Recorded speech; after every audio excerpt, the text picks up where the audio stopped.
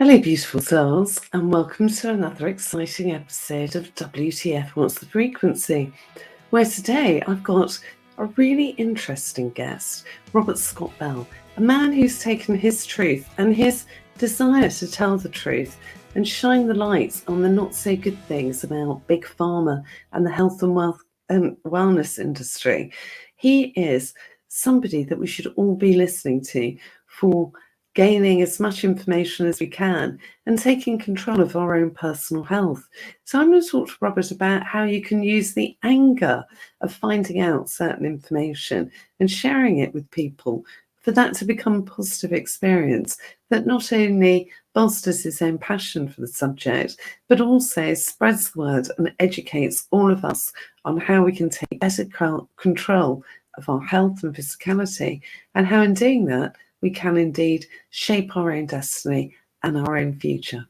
So, welcome to the show, Robert Scott Bell. Would you like to introduce yourself to everybody? Because you do so many things. I don't want to get it wrong. I want to make sure that we cover everything so that everybody understands the conversation that we're about to have.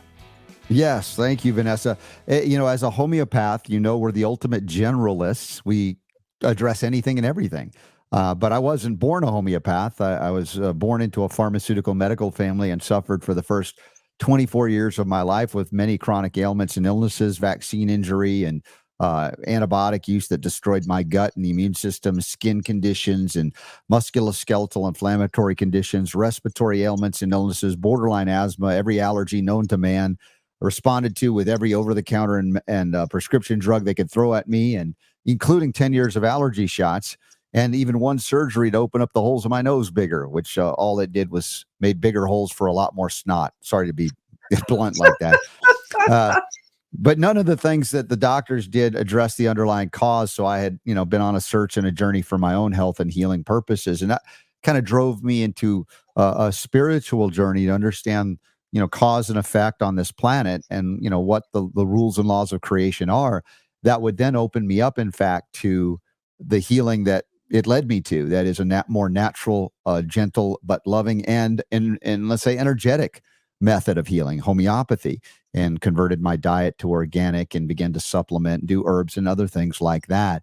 And worked very hard with that. And I realized when I had invested my whole young life in a medical family with a medical upbringing and a future as a doctor, which I inevitably knew I would be, when I realized that what doctors do to people because what they did to me, I would have to do as well. I thought I would be miserable if I became one of them. And I So kind of, this is really about standing up at quite an early age, but with plenty yeah. of proof under your belt. I mean, I know when I walked away from pharmaceutical cures, people thought I was insane. How could you possibly walk away from these doctors that know everything? But I knew in myself that it Mhm. wasn't right for me and it wasn't going to get me better. So you your journey of saying, this stuff doesn't work, I'm going to find something else. Yeah, So that motivated me because I'm a pragmatic and practical guy, believe it or not. I really want to find out what works.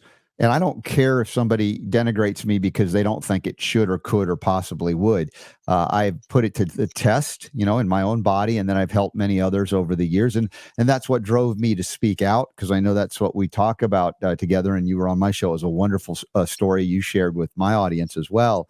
And I felt like I didn't know any of this growing up in America. How is it possible that they erased the history of medicine in America?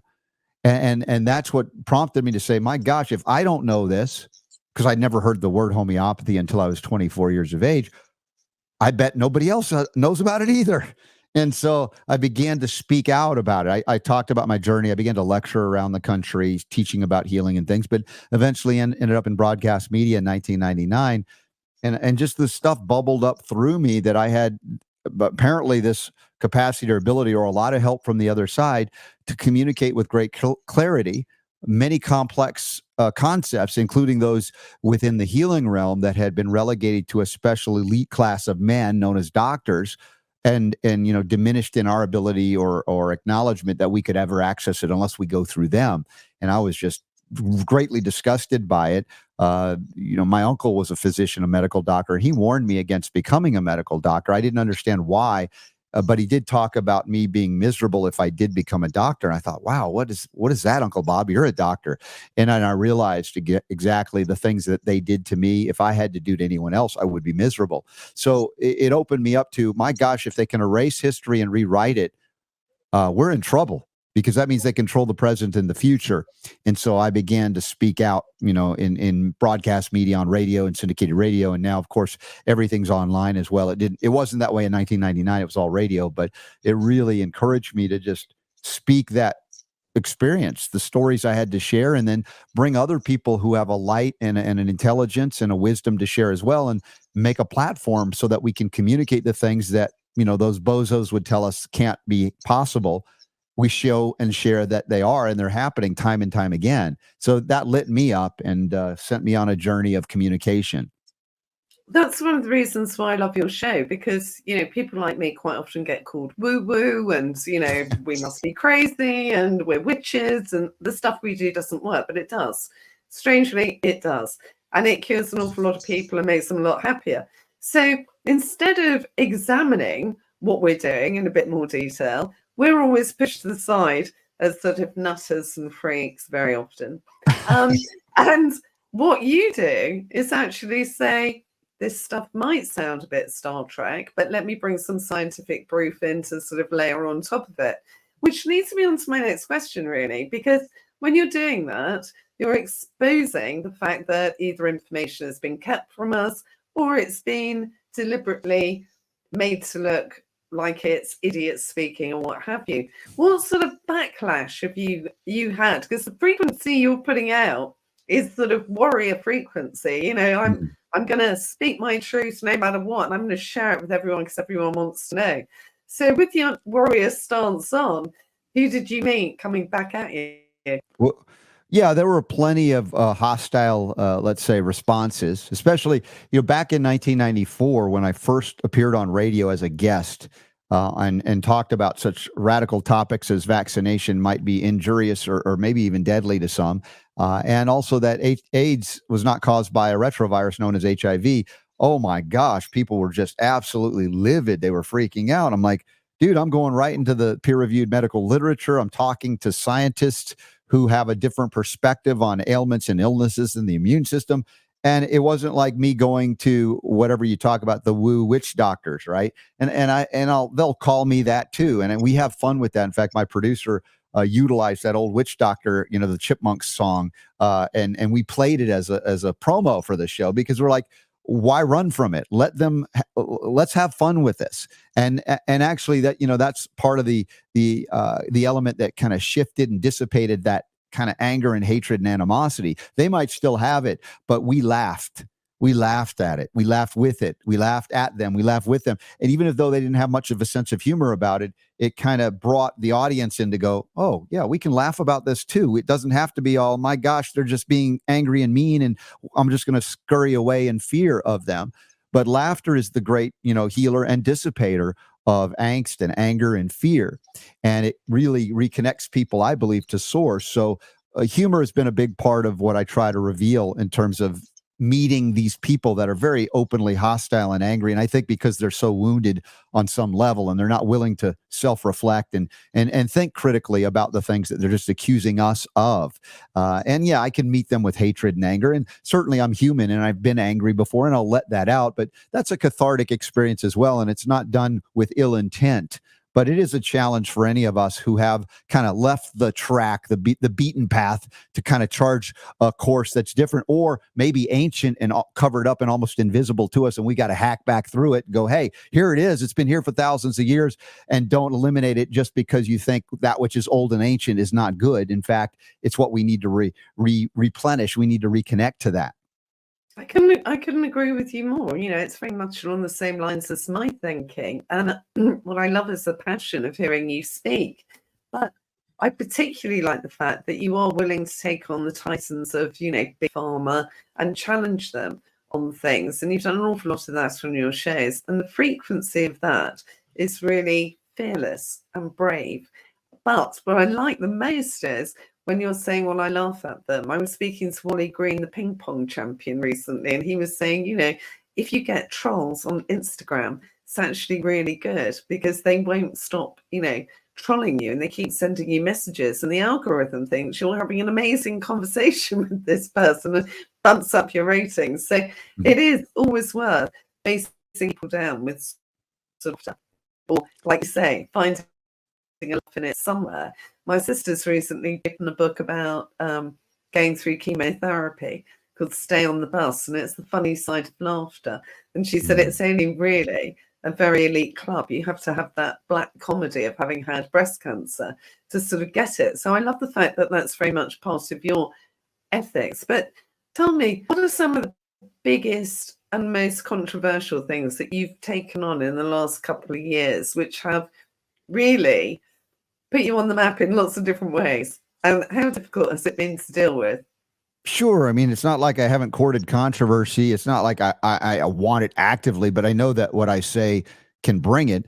But over the years, as we talked about, the vaccine was like the third rail of medical politics. You couldn't talk about, anything. In England, they still, and around the world, they still have this whipping boy known as Andy Wakefield, who didn't, in fact, start any anti-vaccine movement or the anti-vaccine movement because he, appeared to observe things as a gastroenterologist of kids back in 1875. You can find placards, little postcards about beware the smallpox vaccine causes smallpox. I mean, like 1875, y'all. This is not new. But they'd like us to believe there's no history before Andy Wakefield, for instance. So as I look at also some of the things we've discussed in terms of the animosity thrown at us, many or very often, most often, it's very ego driven. These people have a very, let's say, inflated sense of self based on ego, not spiritual connection to source, to God. And so it makes it very easy to kind of make fun, to be silly, even though they kind of get angry about it. And I think about also how embarrassed I am for doctors and scientists who would partake in such attacks, ad hominem attacks, rather than addressing the essence of the argument, which is very often a scientific one. As you point out, I will go into the scientific peer-reviewed journals and point out how these things are, at the very least, possible. In other senses, already proven. But then again, we come back as well to anecdotes and anecdotal discussion. And they would always say anecdotes are not science, but it's the basis for good, sound science is that you observe, you report on what you observe, and then you test hypotheses based on observation. So the irony, of course, is these doctors and scientists that claim to hold the mantle of science are very anti-science, especially when you ask questions about what they believe. They're like, "Oh, you're anti-science." Like, why? Because I asked a question? Isn't Yeah, that the that's the basis of? thing, isn't it? That's the thing. They don't to be asked questions. They don't, and the whole thing is rigged. I don't know what it's like in the States, but in the UK, I can remember having a conversation with a professor at Nottingham Trent University about a quantum science product. And he Mhm. said, if that's true, you've just shot through all my funding for the next 5 years. So that Yeah, instead of having an open mind, instead of having, we should have a challenge fund, really, shouldn't we? That says, oh, well, I was going to do this research, but I now have more questions to ask. So I'd like to carry out some challenging research into things yeah. that might seem a little impossible, but there is anecdotal evidence and plenty of it that this stuff works. And yet we then have to have, what is it, 10,000 human subjects go through a test before it's considered that they will even consider that it actually might work. So it's putting huge financial limits Mhm. on anyone that comes up with anything new that is, and in particular, natural. You Mhm. started work as a homeopath. We all know how that was viewed in the sort of 1980s, obviously the witch doctor, as you've already said. Mhm. So, what do you think now is at the forefront of well-being? You've touched on healing. You've touched on, how you can utilize positive frequencies. How do you see things evolving now? Well, part of it is the awareness growing about the conflicts of interest, some of which you just mentioned in terms of the power structure and the funding structure of scientific inquiry or experiments. And we've seen this in the United States with this Anthony Fauci guy who's been, heading up the NIAID at NIH for 40 plus years. Now he's supposedly not there anymore, and they've put somebody in that's as bad as him. But he controlled the funding. And of course, you're only allowed to get the funds if you propose experiments within the box, right? Within, this is what we want you to investigate. If you step even a little bit outside, your funding dries up. And you very quickly learn as a research scientist that if you want to have a career, if you want to have any money at all, that you then begin to propose things that are only within that box. People that don't outside of that will lose that funding. And we've seen examples of that. As I mentioned, Professor Peter Duesberg from UC Berkeley. We also have Christopher Exley in England, who was a very well-known and well-funded researcher into aluminum issues. And when he started looking at aluminum toxicity associated with the brains of both the elderly and children, that means within autism, not just dementia and Alzheimer's, suddenly the funding dries up, and he's attacked like Andy Wakefield for discovering something that destroys the box, if you will. Yeah. So part of our journey right now is recognizing that all that we have accepted to be legitimate and top flight and unquestionable has to be questioned, because there are so many conflicts of interest inherent in it. And those things matter in peer-reviewed articles. They always say, reveal any conflicts of interest. Why do they say that? So that you can scrutinize the study to say, hey, was there a bias here that corrupts the findings? Yet we ignore that when it comes to the funding of all of these studies, much less the profitability of that which is funded and approved of by government regulators that are captured by, for instance, the pharmaceutical industrial complex.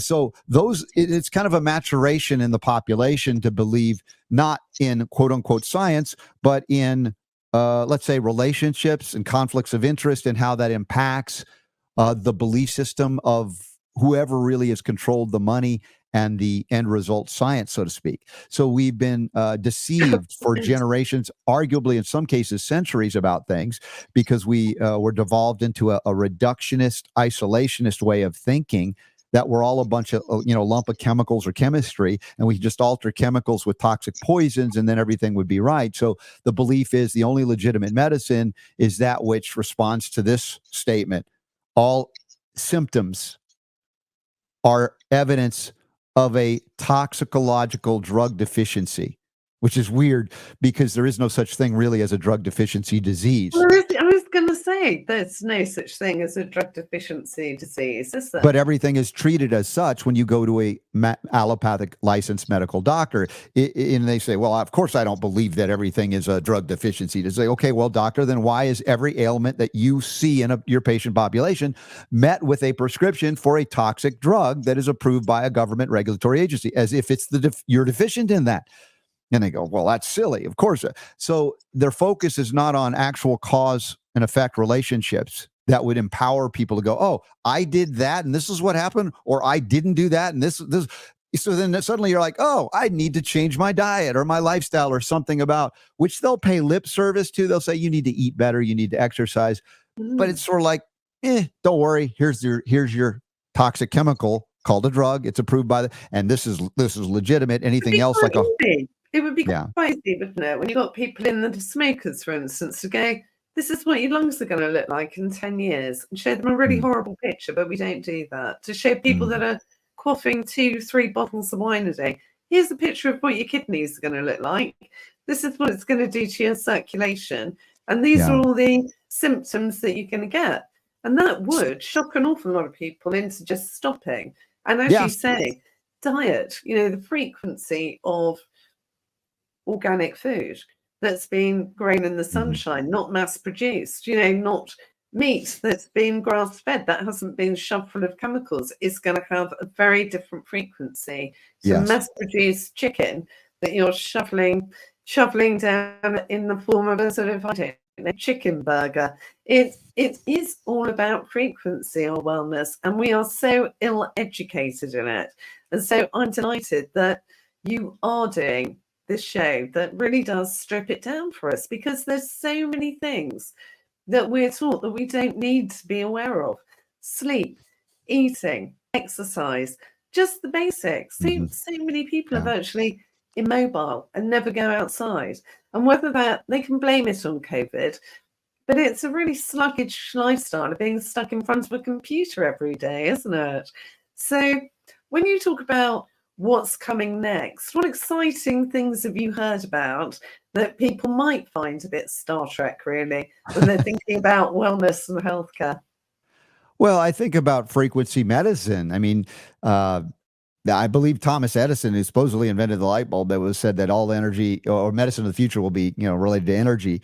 And it's, we go back to Hippocrates as well. And I think about everything old is new again, although the technology may be considered new, although maybe we go back to before recorded history and find out we were pretty technologically advanced, and all of that was also erased from history. So we would, be all knuckle dragging cavemen, not thinking for ourselves and looking for leaders to guide us and direct us and tell us what is true or not. And so we become so dependent upon a centralized bureaucracy to plan our lives that we have become victims of everything by our participation, as opposed to what I would say what's coming is an awakening back into spirit, right? Body, mind, and spirit as medicine, to not just focus on body or even just body, mind, and to recognize our divinity, our divine spark, our essence, the energy that gave us life is also the energy that can heal us, and tap back into that. And that starts with, of course, altering our belief system and acknowledging and recognizing that we are powerful spiritual beings, given all the tools we need to heal and navigate our way through life without relying on so-called experts that diminish our spiritual essence or make us believe that we are less than something that we really are. One of the my favorite analogies, or what's that word you use in terms of a parable? It's like a parable. It was a story of an eagle who lost one of the eggs. The eggs fell in and didn't break into a chicken coop. And this eagle was born among chickens, and it scratched in the dirt. It learned to do everything chickens do, dig for worms. And it would always look up in the sky and see these great birds soaring high above. It's like, wow, those are beautiful birds. I wish I could soar in the heavens like those birds. And the chickens around them would say, don't be silly. Don't be ridiculous. You're a chicken. Just keep digging in the dirt. Stop even looking up and thinking you could be like that. And of course, one day he spreads his wings, is able to fly, and realizes, oh my gosh, I've been an eagle this whole time. And so much of humanity is of the belief system that they are chickens scratching around in the dirt, and they can't soar into the heavens as a great spiritual being while even in this physical body. And so that's what I see is a mass awakening, but it only happens one by one by one. And it seems like, all at once, suddenly a mass consciousness shift occurs.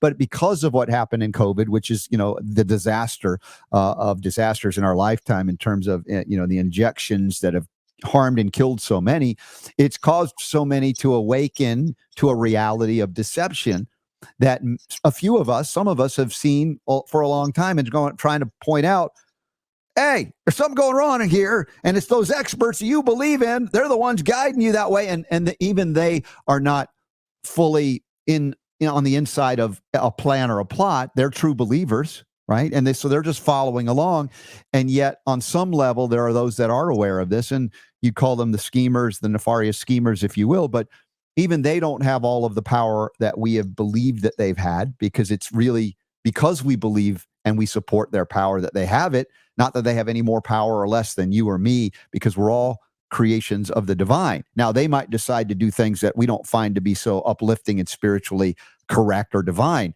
but they are utilizing the power they've been granted and given for deceptive practices. So I think what we're dealing with is a maturation, spiritual maturation through this time. And yes, that impacts healing, physical healing and other healings as well. But it's unfortunately or fortunately, it's the way it's designed, the necessity to often to go through great strife, struggles, challenges in order to finally go, oh, this is what's really important. All that other stuff I thought was important is not anymore. And it takes a lot of loss, a lot of tragedy, a lot of hardship to get there for most of us. Yeah, I think you're absolutely right, because it was certainly, my own journey. It wasn't until I was struck down by illness that I realized, you can only sit on one chair at a time. You can only be in one room at a time. And, just waking up every day and having another day and being able to move without any encumbrance is an amazing thing when you've had it taken away from you. And you're right, it does seem to be that those of us that do awake and realize what the world's all about, and also experience how to engage with positive vibration and imagine. I think this is the bit that we're missing all the time. All this fear that we're being fed is taking away our creativity to imagine, because we're never saying anymore like we are when, we're talking as children. Imagine that you can do that. If you want to be an astronaut, imagine doing it. And as we get older, anytime you imagine, you get called a dreamer. But actually, if you sit back and look, it's the dreamers that are living the best life, the people that pushed against the rules, the people that said, I'm not accepting that. So, one of the things I wanted to ask you, with being controversial, with speaking your truth, how do you stop yourself getting angry? Because it's very easy. I mean, you look at opioid addiction, you look at the effects. You did a really interesting piece on cancer treatment. How do you stop yourself getting angry and make sure that you're just giving the information? It must be very difficult.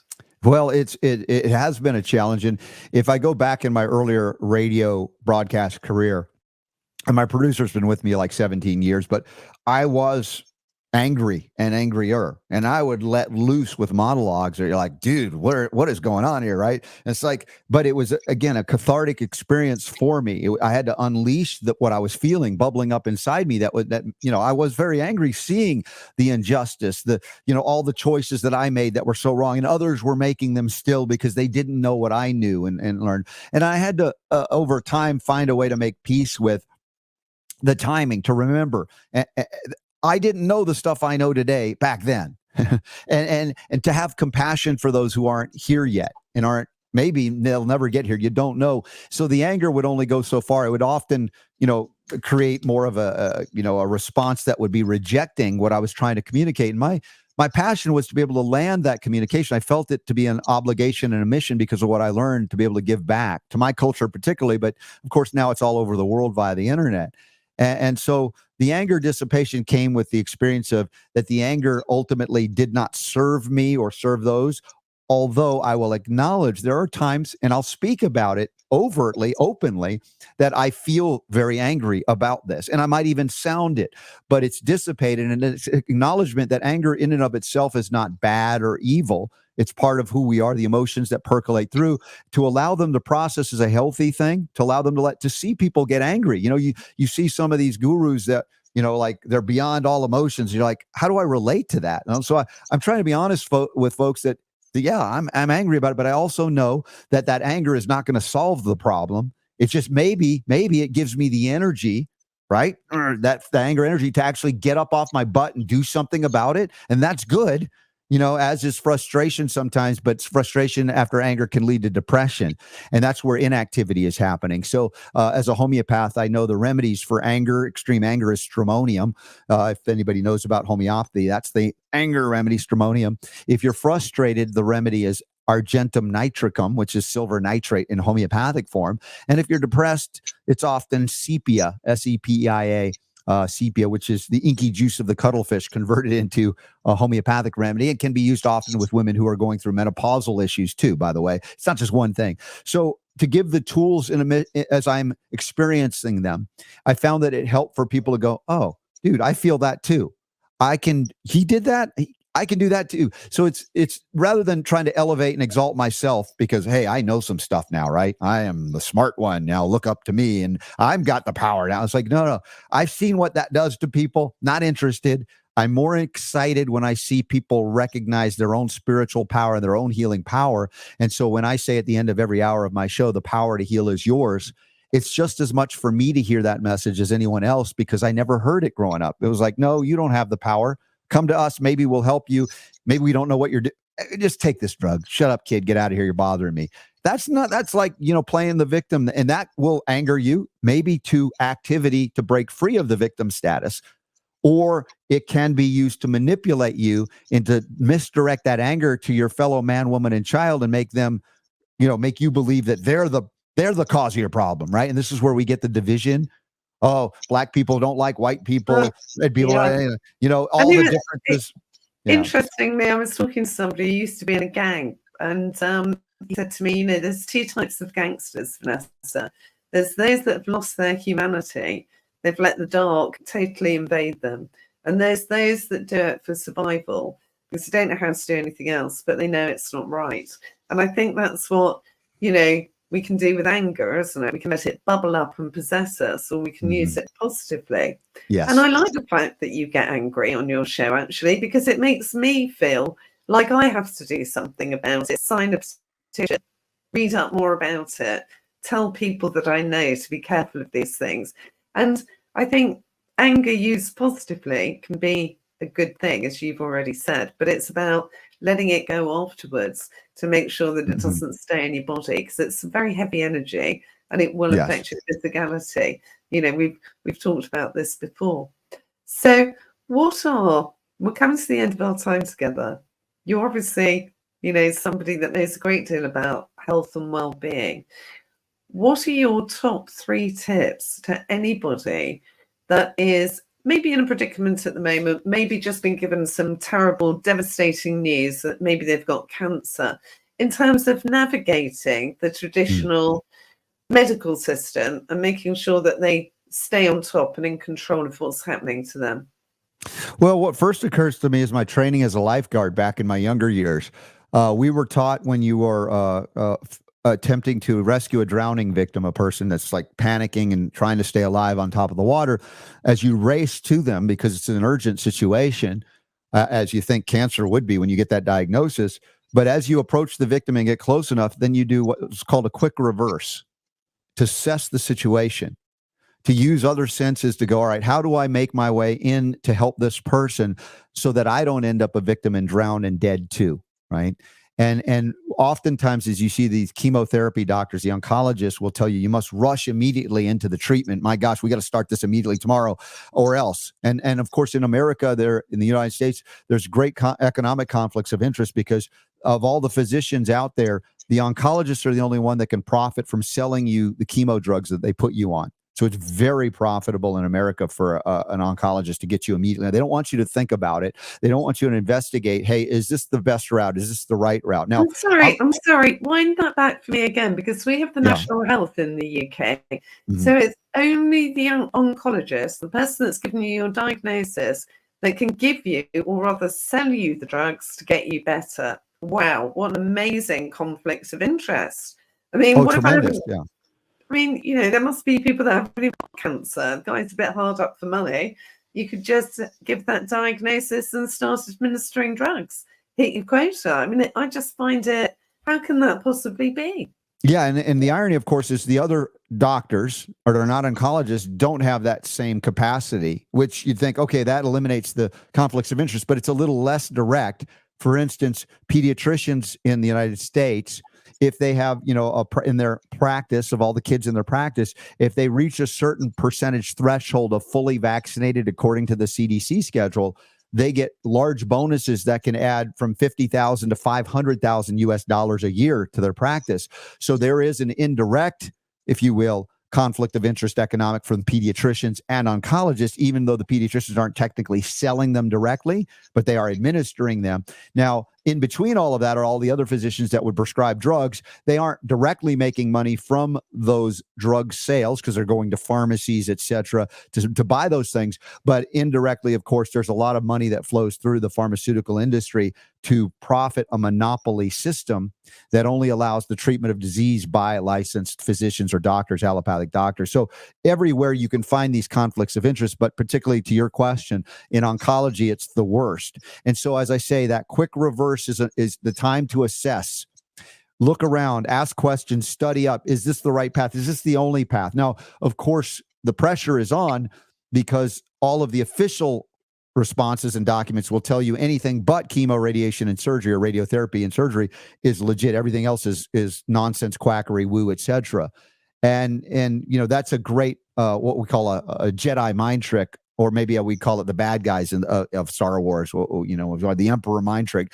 But it really is something to deceive us by altering our belief because we're afraid we're not going to fit in now. We're going to be called names, etc. So our vulnerability is, like any of us, we want to fit in. We want to be liked. And they use that peer pressure against us. It's like, you don't want to be called names, do you? For me, I'm like, bring it on. Call me all the names. I'll wear it and then some, and defang you. All of that, violence you would throw at me. Suddenly now it's dissipated into the ethers because the spiritual aspect of it, takes over as opposed to my ego responding because my ego is bruised because they called me a name. So we got to stop leading with ego, and that is then next. The practice would be deep connection to your spiritual source. Now that may be different. It might be an official religion participation. It might not be.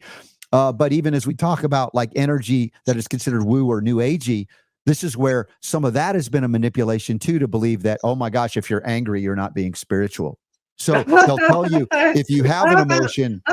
I'm just being human, and they've just put a thing on my car, and now I can't drive it again. Even I'm not zen enough to get not fed up about that one. Yes, exactly. So many ways that we are manipulated, and if we begin to look and say, let's start with. I know it's not pleasant to say. Let's start with the assumption that everybody is lying to me and deceiving me and telling me not the truth.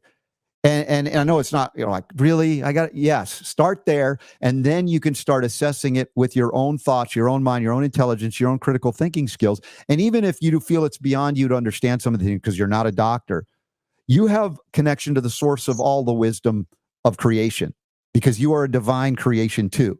And that goes beyond the mind. And this is where we have those that worship the mind and are appreciative of, I appreciate the mind as a tool, but not as something that drives the car because, that it isn't that. But that's, again, another deception that we are our mind as opposed to we have a mind, we have a body, right? So reconnecting to our spiritual essence, that means spiritual exercise.